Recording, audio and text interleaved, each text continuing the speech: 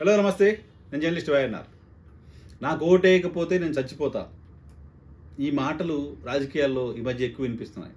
తెలంగాణ ఎన్నికల సందర్భంగా పాడి కౌశిక్ రెడ్డి గారు హుజూరాబాద్లో బీఆర్ఎస్ పార్టీకి సంబంధించిన అభ్యర్థిగా పోటీ చేశారు. ఆయన అక్కడ ఎన్నికల్లో తనకు ఓటేయకపోతే, తనను గెలిపించకపోతే, తన ఎమ్మెల్యే చేయకపోతే కుటుంబం అంతా ఆత్మహత్య చేసుకుంటామంటూ అఫీషియల్గా ఒక వీడియో రిలీజ్ చేశారు. సో ఇది కైండ్ ఆఫ్ బ్లాక్ మెయిల్ అంటూ అప్పుడు ఇతర రాజకీయ పార్టీలు ఆరోపణలు చేస్తూ వచ్చే ఎలక్షన్ కమిషన్ కూడా కంప్లైంట్ చేశారు. ఎలక్షన్ కమిషన్ ఏం చేయాల.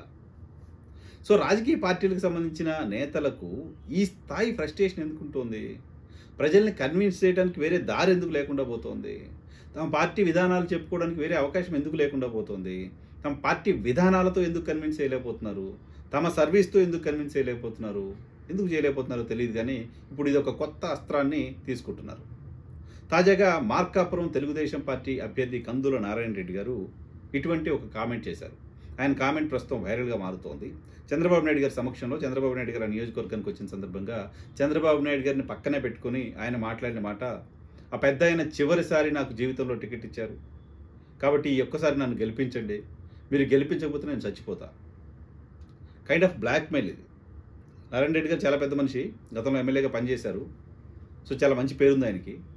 సో అటువంటి వ్యక్తి ఇటువంటి కామెంట్ ఎందుకు చేశారో అర్థం కాలేదు. అంత ఫ్రస్ట్రేషన్ ఎందుకు వస్తుందో అర్థం కాలేదు. ప్రజల్ని బ్లాక్మెయిల్ చేయించుకొని ఓట్లు వేయించుకోవాల్సిన అవసరం ఎందుకు వస్తుంది? ఆ ప్రాంతానికి సంబంధించిన ప్రజల సమస్యలు తెలుసుకుని వాళ్ళతో పనిచేస్తూ వస్తుంటే ఓట్లు వేస్తారు కదా, అది కాదా? ఓట్లు లేకపోతే చచ్చిపోతా అనే చిన్న పిల్లల తరహా రాజకీయాలు, ఓ బ్లాక్మెయిల్ రాజకీయాలు ఖచ్చితంగా ఎలక్షన్ క్యాంపెయిన్లో ఇటువంటి మాట్లాడడం ఖచ్చితంగా సరైనది కాదు. ఎలక్షన్ కమిషన్ ఇటువంటి వాళ్ళపైన ఖచ్చితంగా చర్యలు తీసుకోవాలి. లేకపోతే ఇది ఒక ట్రెండ్ అయిపోతుంది. ఇంకా ప్రతి ఒక్కరు నాకు ఓటు అయిపోతే చచ్చిపోతారు కాబట్టి ఓటేయాలా? చిన్నపిల్లలు నేను స్కూల్కి వెళ్ళమంటే చచ్చిపోతా, నేను ఇంకా 10th క్లాస్ ఎగ్జామ్స్ రాయమంటే చచ్చిపోతా, ఇట్లాంటి చాలా సందర్భాలు చూస్తుంటాం. పిల్లలు ఇటువంటి మారం చేయడం. రాజకీయ పార్టీలకు సంబంధించిన నాయకులు, చట్టసభల్లోకి వెళ్లాల్సిన నాయకులు, చట్టాలు చేయాల్సిన నాయకులు